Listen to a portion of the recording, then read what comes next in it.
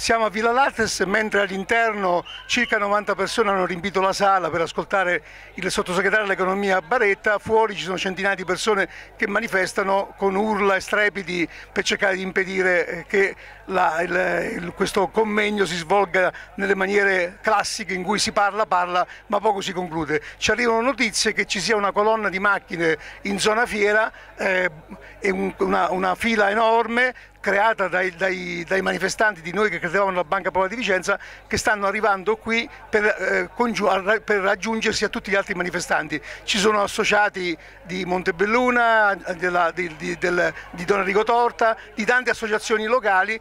E la situazione è calma, anche se logicamente nelle strepiti della gente, nelle chiacchiere singole continua l'amarezza, ma questa è sempre più unita a un senso di impotenza che forse è più pericoloso dello sfogo in maniera diversa, perché coltivare per troppo tempo al proprio interno un senso di amarezza potrebbe portare a delle conseguenze peggiori di sfiducia nelle istituzioni che non una qualche manifestazione più intensa ma che portasse a qualche risultato.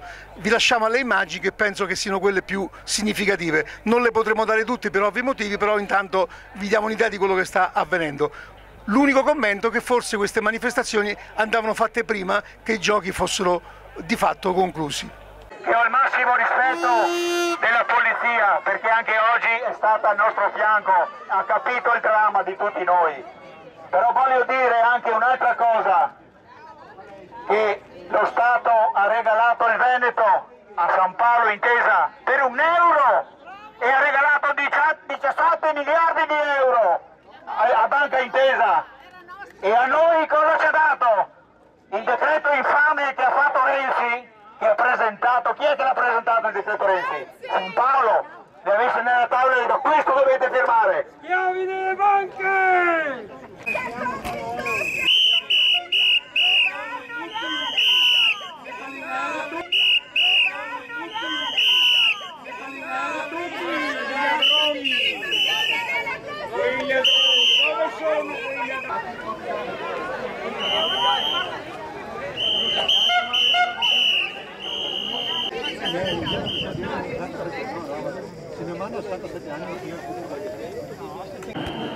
Ringrazio il Partito Democratico di Vicenza, la sezione Rosselli, Fratelli Rosselli, di aver organizzato questo incontro. Ho accolto molto volentieri questo invito di essere qui con voi oggi.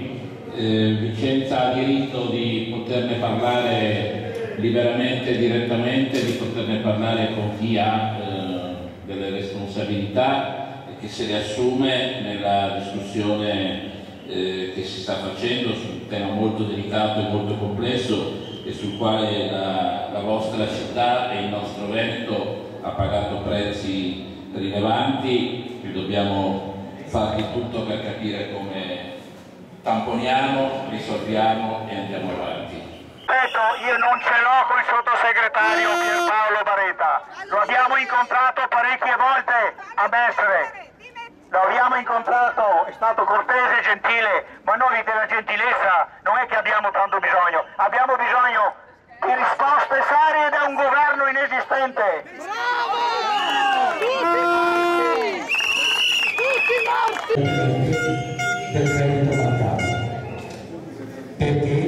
Avere introdotto questo modo di pensare